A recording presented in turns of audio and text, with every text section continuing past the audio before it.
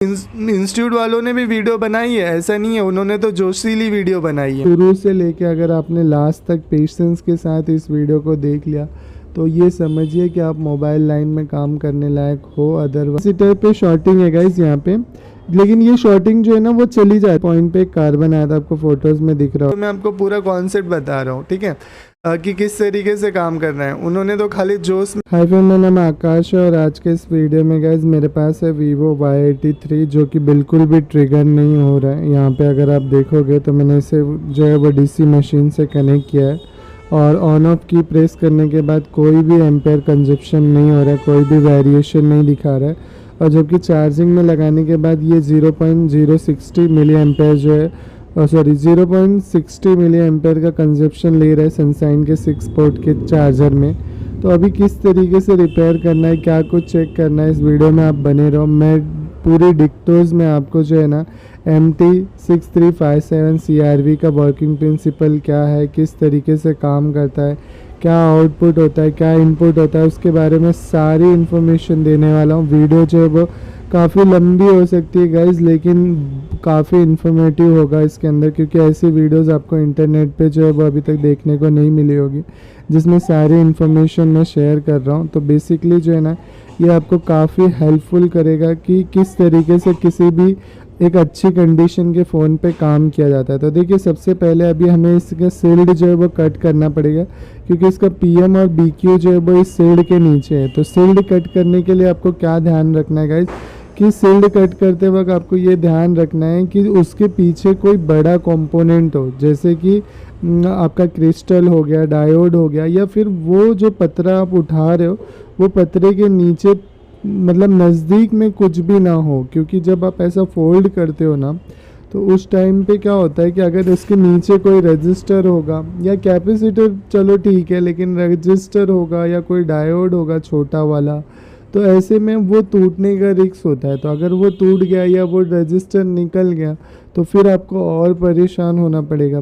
तो यही रीज़न है कि जब भी आप निकालो, आप बिटमैप में या फिर हार्डवेयर सॉल्यूशन में या गूगल पे सेम बोर्ड को सर्च करके आप देख लो कि आप जहाँ पतरा जो है वो निकाल रहे हो उसके नीचे कोई कंपोनेंट नज़दीक में तो है नहीं। तो गाइज़ यहाँ पे जो है ना मैंने चेक कर लिया है बोर्नियो के अंदर, यहाँ पे जो है ना वो क्रिस्टल है। तो मैं यहाँ से इस तरीके से जितना भी मैं आपको वीडियो में दिखा रहा हूँ गाइज़, आपको इसी तरीके से इतना सिंपल तरीके से बचा के अगर आप काम करते हो तो आप चांसेस है कि उस फ़ोन को सक्सेस कर दोगे। अदरवाइज़ जो है ना, अगर ट्रैक टूट जाते हैं, इंटरनली प्रॉब्लम हो जाती है, सेकेंड लेयर तक जो है वो लोग इतना ज़ोर से खींच देते हैं कि सेकेंड लेयर तक का प्रिंट जो है वो टूट जाता है। तो ये सब चीज़ें आपको ध्यान देनी है, क्योंकि ऐसे में फ़ोन का सक्सेस रेट जो है वो गिर जाएगा। ऐसे प्रैक्टिकल वीडियो जो है एकदम कंक्लूज़न के साथ, मतलब जो चीज़ें मैं आपको बता रहा हूँ ये बहुत ही इम्पॉर्टेंट है। इस तरीके से आपको हैंड स्किल का प्रिपरेशंस करना है किसी भी अच्छी कंडीशन की न्यू जो फ़ोन होते हैं उन पे काम करने के लिए, या उस अपना सक्सेस रेट, अपनी हैंड स्किल को इम्प्रूवमेंट करने के लिए ये काफ़ी हेल्पफुल होगा। तो इस तरीके से अगर आप काम करते हो मार्केट में जो है ना, वो मान के चलिए कि 70% कारीगर जो है वो इस तरीके से काम नहीं करते। यही रीज़न है कि बहुत सारे फ़ोन जो है वो बनने वाले भी होते हैं और फिर उसे बना पाना जो है वो बहुत मुश्किल हो जाता है। तो गाइस मैं इतना ही बोलना चाहूँगा कि थोड़ा सा इम्प्रूवमेंट करो, वीडियो को देखो, हैंड स्किल को। ये वीडियो अगर आपने देख लिया, आप शुरू से लेके अगर आपने लास्ट तक पेशेंस के साथ इस वीडियो को देख लिया तो ये समझिए कि आप मोबाइल लाइन में काम करने लायक हो। अदरवाइज़ आपको बोरियत फील हो रही होगी अगर वीडियो देखते वक्त, तो मुश्किल है, क्योंकि क्या है कि उतना आसान भी नहीं है। नॉलेज अगर आपको लेना है तो आपको सीखना तो पड़ेगा, और अगर आप सीखना नहीं चाहते तो आप वही जो कर रहे हो वही आपको करना पड़ेगा।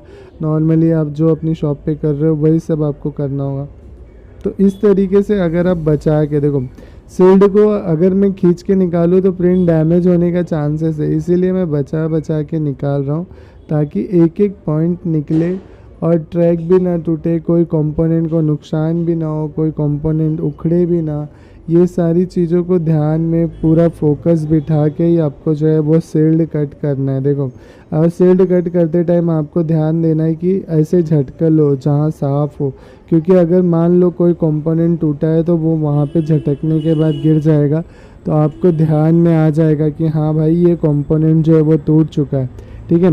उसके बाद जो प्रिंट आपकी थोड़ी बहुत उखड़ी हुई है, क्योंकि ये ना पेस्टेड होता है तो इसमें जो है ना काटना वो थोड़ा मुश्किल हो जाता है, तो इसीलिए हीट मार के सील्ड नहीं निकाल सकते, आपको ऐसी तरीके से निकालना होता है। ठीक है। अभी हमने जो है ना यहाँ पे सील्ड निकाल लिया था गाइस।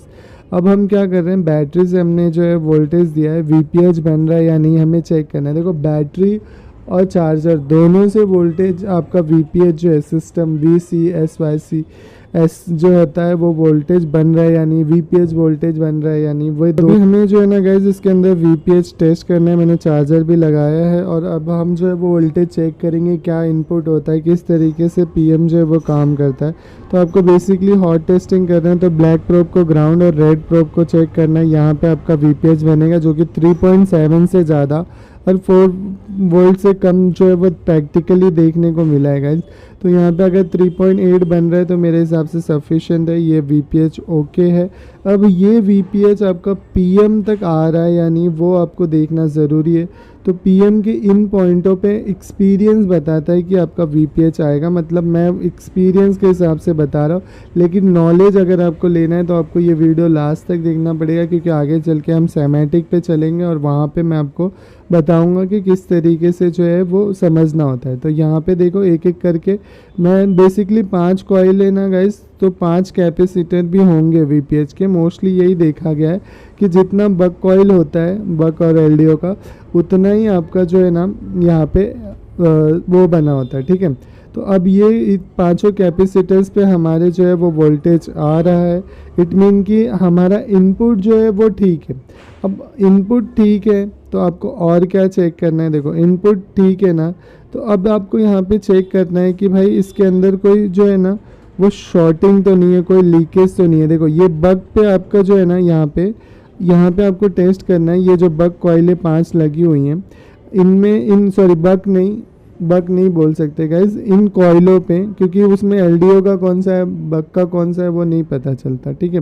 तो अब ये कॉइलों पे आपका जो है ना कितना वोल्टेज बन रहा है, कोई भी वोल्टेज नहीं बन रहा है। तो यही मेन कॉन्सेप्ट है कि अगर आपका जब वीपीएच नहीं बनेगा या अगर ये जो कॉइलों पे बग कॉइल या एलडीओ कॉइल पे आपका वोल्टेज नहीं बनेगा तो इनडायरेक्टली आपका डीसी पावर मशीन में ट्रिगर नहीं होगा, आपका फ़ोन ऑन नहीं होगा, बूट नहीं होगा।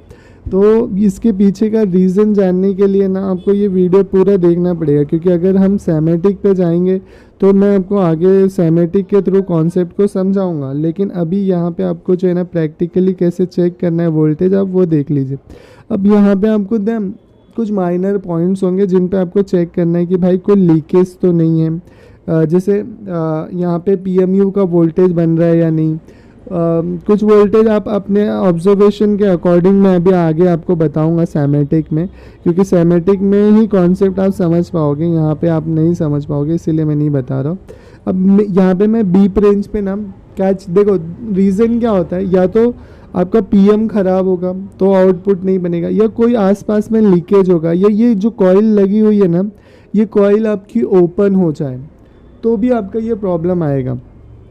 तो कंटिन्यूटी की रेंज पे मैं इन कॉइलों को टेस्ट कर लेता हूँ, तो ये कॉइलें ठीक है, मतलब यहाँ पे कोई लीकेज नहीं है, क्योंकि नॉर्मली पीएम और सीपीयू का इंटरप्शंस की लाइनें होती हैं, ये इनका एम्पेयर काफ़ी हाई होता है। ठीक है। तो अब यहाँ पे जो है ना मैं शॉर्टिंग चेक कर रहा हूँ कि कोई शॉर्टिंग तो है नहीं। अगर आपको यहाँ वीडियो में दिख रहा होगा, अगर आप मल्टीमीटर पे फोकस बिठाओगे तो नॉर्मली यहाँ पे आवाज़ कम है, क्योंकि एडिशनल वॉइस डाल रहा हूँ गाइज मैं, इसीलिए जो है ना आपको थोड़ा सा मतलब समझ में आ रहा होगा। मीटर की रीडिंग पे ही आप देख सकते हो, यहाँ पे ना गाइज अब थोड़ा सा शॉर्टिंग नज़र आ रहा था यहाँ पे, तो वहाँ पे कार्बन हल्का सा क्रिएट था ये वाले पॉइंट पे, तो मैंने उस कार्बन को वहाँ पे एक कंपोनेंट ना पूरा जल चुका था। एक कैपेसिटर है, मैं आपको वीडियो में बताऊँगा, वो कैपेसिटर ना पूरा जल चुका है, मैं आपको बिट मैप के थ्रू जो है वो समझाऊँगा। तो यहाँ पे जो है ना उसकी वजह से क्या, अभी मैं उसको थोड़ा सा स्क्रैच कर लेता हूँ, क्लीन कर लेता हूँ, क्योंकि क्या है ये बैटरी लगी हुई है तो वो दिखेगा नहीं। और उसको थोड़ा सा क्लीन कर लेता हूँ। यहाँ पे एक कैपेसिटर है, ठीक है। ये कैपेसिटर ना गाइस ग्राउंड के साथ लगा हुआ है पीएम के, तो ये कैपेसिटर की वजह से भी प्रॉब्लम आती है, ठीक है। अभी यहाँ पे देखो शॉर्टिंग है तो ज़रूरी नहीं है, हो सकता है हमारा पीएम शॉर्ट कर गया हो वो। और यहाँ पे भी जो है ना, यहाँ पे भी आपको जो है ना ये कैपेसिटर पे शॉर्टिंग है गाइस यहाँ पे, लेकिन ये शॉर्टिंग जो है ना वो चली जाती है तुरंत ही। देखो अभी यहाँ पे जैसे अगर आप ये एक्चुअल में हेडफोन के लाइन लगी हुई है, क्योंकि मेरे को थोड़ा सा एक्सपीरियंस है उसके बिहाफ पे मैं आपको बता रहा हूँ कि वो जो है हेडफोन की डिटेक्शंस की लाइन है, वहाँ पे शॉर्टिंग नहीं था कोई, ठीक है। तो वो अगर आप ये स्ट्रिप में निकाल दो ना तो ये शॉर्टिंग जो है वो चली जाएगी। देखो मैं आपको दिखाता हूँ, अगर मैंने ये स्ट्रिप निकाल दी ना तो ये शॉर्टिंग जो है वो चली जाएगी। क्योंकि हेडफोन का कनेक्शन इसका नीचे, तो वो कट जाएगा। देखो तो उस हिसाब से जो है ना शॉर्टिंग चली गई, तो वहाँ पे शॉर्टिंग नहीं है। लोग क्या सोचते हैं कि शॉर्टिंग है कैपेसिटर तोड़ दो, तो वैसा नहीं है कि आपको नहीं तोड़ना है कैपेसिटर, जब तक कि डैम श्योर ना हो जाओ कि वहाँ पे शॉर्टिंग है। अभी देखो फिर से आ गई क्योंकि हमने स्ट्रिप को लगा दिया, ठीक है। तो गाइस देखो यहाँ पे जो है ना, यहाँ पे वो खैर शॉर्टिंग तो है नहीं, तो मैं आपको ये वाला दिखाता हूँ। देखो ये वाले पॉइंट पे ना आपको जहाँ पे कार्बन आया था, देखो ये वाले पॉइंट पे कार्बन आया था, आपको फोटोज़ में दिख रहा होगा। तो यहाँ पे वो जो है हल्का सा जल गया वो एक कैपेसिटर, जिसकी वजह से उसे क्लीन किया मैंने। अब क्लीन करने के बाद ना गाइस पीएम पे अगर आप देखो तो हल्का सा वेरिएशन ले रहा है ये डीसी मशीन में, लेकिन ये कंडीशन दिखा रही है कि पीएम जो है वो ख़राब है। लेकिन इसके पीछे का डिक्टोस कॉन्सेप्ट आपको समझना होगा, जो कि मैं आपको सैमेटिक पे समझाता हूँ कि कैसे करते हैं। यहाँ पे हम जो है वो यूज़ करने वाले हैं प्रग्मा फिक्स। एक्चुअल में इसका प्रोनाउंसिएशन जो है वो सही नहीं है, प्रग्मा फिक्स जो है उसको यूज़ करने वाले हैं। और बेसिकली मैंने आपको जो है वो प्रैक्टिकली दिखाया कि किस तरीके से इसके अंदर जो है वो बग की वोल्टेज नहीं बन रही है। तो यहाँ पे हम जो है वो बोर्नियो और प्रग्मा फिक्स दोनों यूज़ करने वाले हैं गाइस, क्योंकि यहाँ पे मेरे पास जो है वो दोनों हैं। और मेरे हिसाब से आज की डेट में अगर आपके पास अच्छा काम आता है तो आपको दोनों जो है वो बाय कर लेना चाहिए, क्योंकि दोनों होने से काफ़ी कुछ फ़ायदा होगा आपको इस वीडियो में जो है वो देखने को मिल जाएगा। तो गाइज़ यहाँ पे बात करें Y83 मॉडल था जो मेरे पास था, तो यहाँ पे इसका खाली जो है ना वो बोर्नियो में भी और प्रग्मा फिक्स में भी जो है ना वो बिट मैप ही अवेलेबल है, ठीक है। तो अब बिट मैप के थ्रू जो है हम सर्किट की ट्रेसिंग तो कर नहीं सकते, यहाँ पे हमें चाहिए सैमेटिक या हार्डवेयर सोल्यूशन। अगर वो चीज़ें होगी तो थोड़ा सा इजी हो जाएगा कॉन्सेप्ट को समझने के लिए। तो गाइज़ यहाँ पे आपको बोर्नियो जो है वो काफ़ी हेल्प करता है, क्योंकि बोर्नियो में आपको मिल जाता है कि इसके अंदर जो आईसी यूज़ हुई है वो MT6357 CRV यूज़ हुई है, और ये किस किस फ़ोन में अवेलेबल है। तो ये फंक्शन जो है वो आपको बोर्नियो में देखने को मिल जाता है।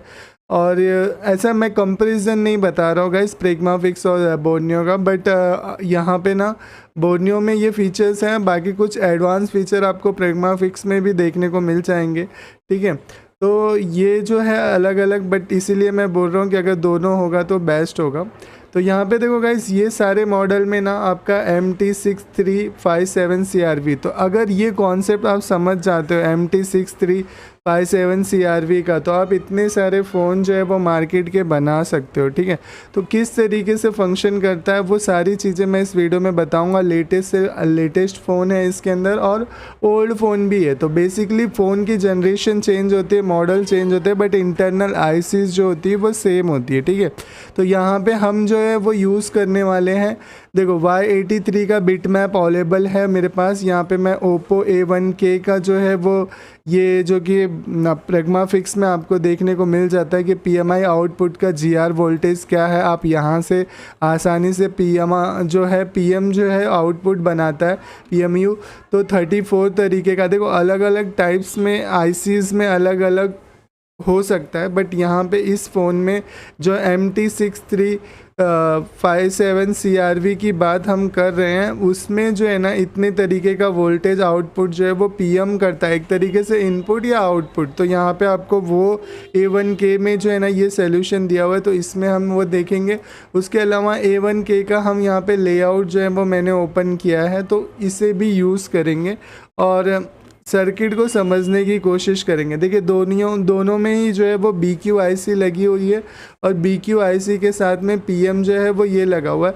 इसका वर्किंग प्रिंसिपल थोड़ा सा डिफरेंस है गाइस। मार्केट में जो नॉर्मली PM होते हैं उनके वर्किंग प्रिंसिपल के अकॉर्डिंग थोड़ी सी चेंजेस इसके अंदर है, तो इसीलिए इस वीडियो में मैं आपको वो डिटेल्स इन्फॉर्मेशन शेयर करूंगा कि कैसे आप चेक कर सकते हो कि अगर आपके फ़ोन में भी बक वोल्टेज नहीं बन रहा है तो क्या प्रॉब्लम हो सकती है। ठीक है, तो उसी को फॉलो अप इस वीडियो में करेंगे।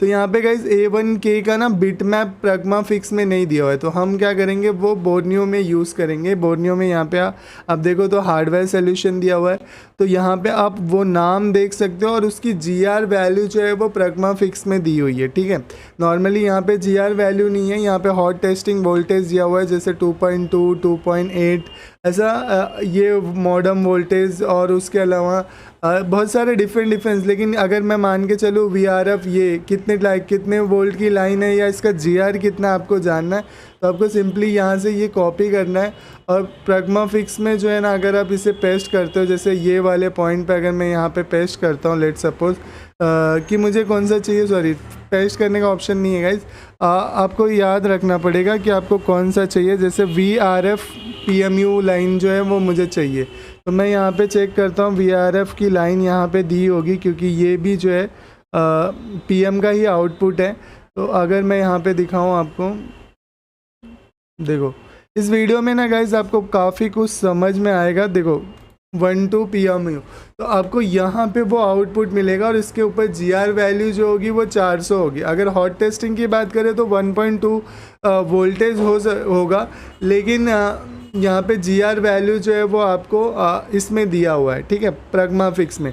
तो कुछ चीज़ें बोर्नियो में है, कुछ चीज़ें प्रगमा फिक्स में, और प्रगमा फिक्स भी काफ़ी बेस्ट टूल है, बोर्नियो भी अपनी जगह पे काफ़ी बेस्ट है। ठीक है, दोनों टीम काफ़ी एक्टिव है, तो देखना ये दिलचस्प होगा कि कौन मार्केट में बने रहता है और कौन कितना मार्केट कवर कर पाता है। ठीक है, तो अब देखो कॉन्सेप्ट को समझते हैं हम। जो है ना अब ये IC जो है वो इनपुट ले रही थी, मैंने आपको बताया कि किसी भी IC को फंक्शन करने के लिए उसको इनपुट मिलना जो है वो ज़रूरी है। तो ये Y83 है हमारा जो कि इनपुट ले रहा था। अब ये इनपुट कितना लेगा, मैंने बताया कि अगर 5 कॉइल, देखिए मोस्टली यही देखा गया है कि अगर बक कॉइलें जो हैं वो सिमिलर होती हैं, जैसे जितना बक कॉइल होगी उतने ही कैपेसिटर आपको PM के पास देखने को मिलते हैं। तो यहाँ पे 5 अगर मैं ये बताऊँ तो 5 पे आप देखो, ये 5 जो है 5 कैपेसिटर है जिस पे आपका VPH, मैंने आपको बताया था कि VPH 3.8 वोल्टेज जो है वो बन रहा है, लेकिन ये VPH बनने के बाद ये आउटपुट नहीं कर रहा है। लेकिन आउटपुट कब करता है, कैसे करता है, वो जानने में बहुत ज़्यादा मतलब समझने वाली बात है। वही कॉन्सेप्ट अगर आप समझ गए तो अब इस वीडियो का मकसद जो है वो समझ जाओगे। बेसिकली देखो क्या होता है, जब आपका ये PM है, ठीक है, अब ये PM में यहाँ पे अगर मैं दिखाऊँ आपको तो ये देखिए 6357। अब इसके अंदर क्या होता है कि ये जो VPH आपका यूनिट होगा, VPH को VSYS सिस्टम वोल्टेज भी कहते हैं। तो नॉर्मली ये जो है आपका जो कैपेसिटर है यहाँ पे लगा हुआ, जैसे अगर मैं आपको यहाँ पे दिखाऊं, ये वाले को जूम करके सैमेटिक को यूज़, क्योंकि देखो कॉन्सेप्ट Y83 को ही समझ रहे हैं लेकिन A1K की सैमेटिक के थ्रू हम समझ रहे हैं। ठीक है, अब इसमें है क्या कि यहाँ पे जो है ना कैपेसिटर देखो 1 2 3 4 5, ये 5 कैपेसिटर है और 5 कॉइल भी होगी, 1 2 3 4 5 कॉइल। तो यहाँ पे आपका VPH, अब ये A1K अगर मैं बोर्नियो में दिखाऊं तो देखो VPH कहाँ पे मैं बता रहा हूँ, यहाँ पे ये सारे कैपेसिटर्स पे। तो बिटमैप में भी हम देख लेते हैं कि वही कैपेसिटर पे VPH है या नहीं। तो देखिए ये आपका पूरा VPH है जो कि सिस्टम में सर्कुलेट होता है। बनाता कौन है इसको, BQIC। बनता कहाँ से, यहाँ पे BQ लगी है आपकी। और ये जो है Y83 के जो था उसके अंदर कहाँ पे लगी हुई थी, Y83 में BQ जो है वो आपकी यहाँ पे लगी हुई है। ये देखिए VPH यहाँ पे जनरेट होता है। ठीक है, ये जो कॉइल दिख रही है आपको, तो ये जो है यहाँ पे आपका VPH इन हुआ तो ये देखो अभी ये आईसी है और ये आईसी आपका इन कर रही है ये सारे कैपेसिटर पे जो आपको यहाँ पे दिख रहे होंगे, जैसे 200 201, ये जो 200 201 देखो यहाँ 202, तो ये सब जगह पे आपका इन हो रहा है। जब आपका ये वोल्टेज इन होगा ना तभी आपका यहाँ पे वोल्टेज आउट होगा। VS1 मॉडम खैर ऑन होने के बाद बनता है बग पे, ठीक है। अब ये ना गाइस इंस्टीट्यूट वालों ने भी वीडियो बनाई है, ऐसा नहीं है, उन्होंने तो जोशीली वीडियो बनाई है। तो वो जोशीली वीडियो में उन्होंने खाली इनपुट और आउटपुट बता दिया, बाकी चीज़ें कुछ नहीं बताई है। मैं यहाँ पे अपनी वीडियो में आपको पूरा कॉन्सेप्ट बता रहा हूँ, ठीक है, कि किस तरीके से काम करना है। उन्होंने तो खाली जोश में बोलने के ऊपर बात की है, ठीक है। खैर उस पर नहीं जाएंगे हम। यहाँ पे अगर देखेंगे तो देखो ये जो है ना 63, जब आपका ये सारा वोल्टेज इन होगा तो उसमें modem VS1 VS2 VS3 VS4 VS7 तक का वोल्टेज जो है नॉर्मली आउटपुट होता है, ठीक है। तो यहाँ पे अगर आप देखोगे तो ये आपका, जैसे मैं आपको दिखाता हूँ, देखो मॉडम तो फ़ोन ऑन होने के बाद बनता है, वी मॉडम, तो उसके लिए नहीं बोल सकते। और ये फीडबैक जो CPU मतलब CPU से आते हैं वो सब है, VS1 के फीडबैक। और इसके सेक्शन होंगे गाइज, VS2 VS3 भी होगा। अगर यहाँ पे मैं आपको सर्च करके दिखाता हूँ, देखो VS2,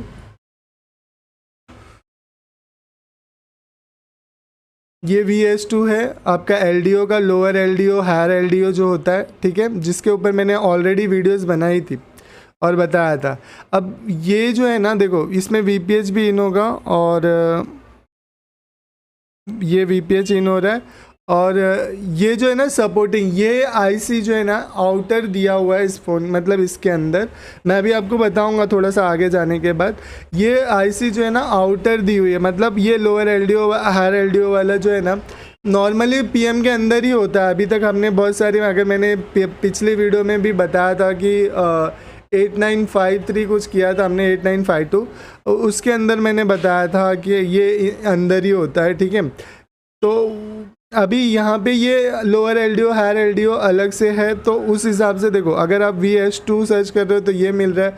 अगर अब मैं आपको दिखाऊं, जैसे ये हमारा आईसी था PM, अब इसको हमारा VPH मिल रहा है लेकिन ये आउटपुट नहीं बना रहा है। तो आउटपुट क्यों नहीं बनाता गाइस, वो जानना बहुत ज़रूरी। देखो हो सकता है कि हमारा PM ही ख़राब हो, या हो सकता है जो बग की फीडबैक की लाइनें जो आती है CPU से कनेक्ट होती है, PM की फीडबैक की लाइनें, जो ये लोअर LDO हायर LDO वाली लाइनों का या फिर मॉडम का, तो वो लाइनों में जो कॉइल लगा हो वो किसी रीज़न से ओपन हो गया हो, रजिस्टर ओपन हो गया हो, उनका इंटरैप्शन नहीं हो पा रहा हो, तो उससे जो है ना प्रॉब्लम आ सकती है कि आपका जो है बग जो है वोल्टेज वो नहीं बनेगा, ठीक है। जो बग LDO का वोल्टेज है जो कॉइल पे बनता है वो नहीं बनेगा, ठीक है। यही एक रीज़न है।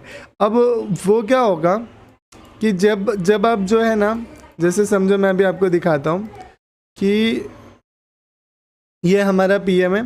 अब यहाँ पे इनपुट होने के बाद आउटपुट जो है वो इसका नहीं बन रहा था बग कॉइलों पे, तो यानी PM ट्रिगर नहीं हो रहा था, तो PM ख़राब हो सकता है, CPU PM का इंटरप्शन टूट सकता है। उसके अलावा क्या हो सकता है, आपका कोई लीकेज शॉर्टिंग हो सकता है। जो कंपोनेंट कैपेसिटर जो होता है वो ग्राउंड के साथ अटैच होता है शंट की लाइनों में, वो कैपेसिटर लीकेज करके PM ख़राब कर सकता है। ऐसा कुछ भी प्रॉब्लम, PM जो आउटपुट बनाता है उसमें किसी भी तरीके की शॉर्टिंग हो सकती है। जैसे मैं अगर बिटमैप में दिखाऊं, जैसे यहाँ पे अगर मैं बग की, देखो ये तो CPU है और PM का इंटरप्शंस हो गया यहाँ पे, देखो सारे कॉइलों पे अगर ये ओपन होती हैं या इसमें और भी एक्स्ट्रा कॉइलें होती हैं फीडबैक की, ठीक है, तो ये सब में प्रॉब्लम आएगी।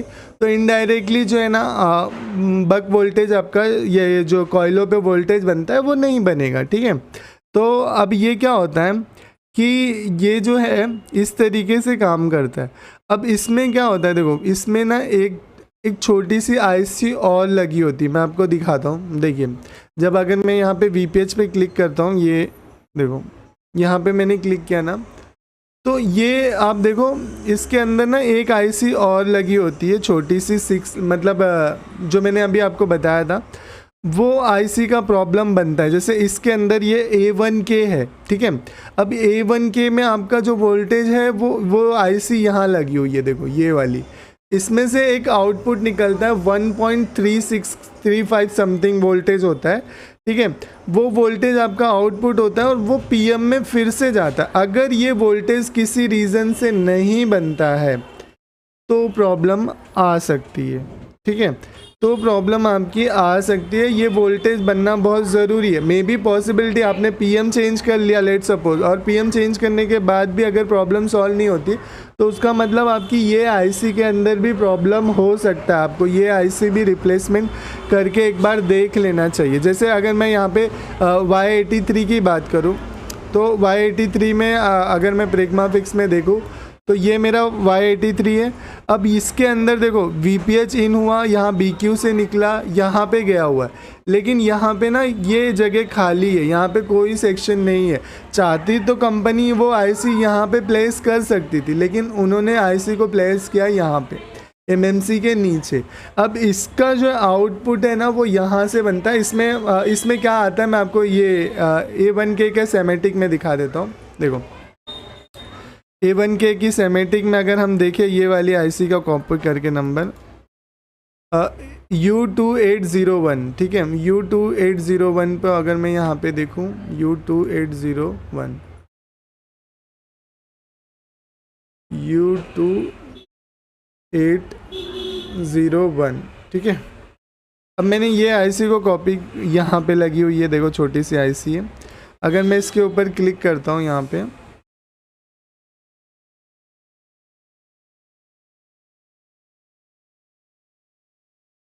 देखो अब इसके अंदर क्या होता है, एग्जिट बग। ये एग्जिट बग जो है ना VS2, ये बनना इम्पॉर्टेंट है। और ये फ़ोन मतलब ऑन हो या ना हो ये बनता ही बनता है। अगर आप ऑन ऑफ की ट्रिगर करोगे तो ये बनेगा। यहाँ पे सिस्टम आता है आपका, यहाँ पे एक TP पॉइंट है और ये VS1 के PMU आएगा, आउटपुट होता है 1.8 वोल्टेज का, ठीक है, PMU का।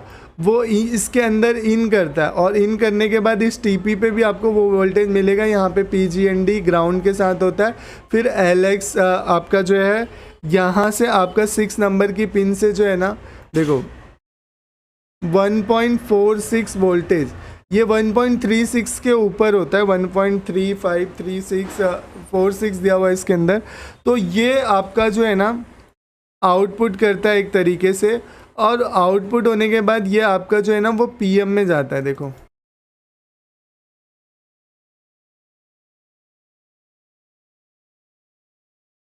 देखो यहाँ पे आपका जो है ना वो PM के अंदर फीडबैक, ये 1.46 का, जब ये फीडबैक मिलेगा तभी आपका PM जो है वो ट्रिगर होगा और तब आपका फ़ोन जो है वो ऑन होगा। अगर इनकेस इसके अंदर कोई प्रॉब्लम आता है तो आपका बग जो है वो काम नहीं करेगा।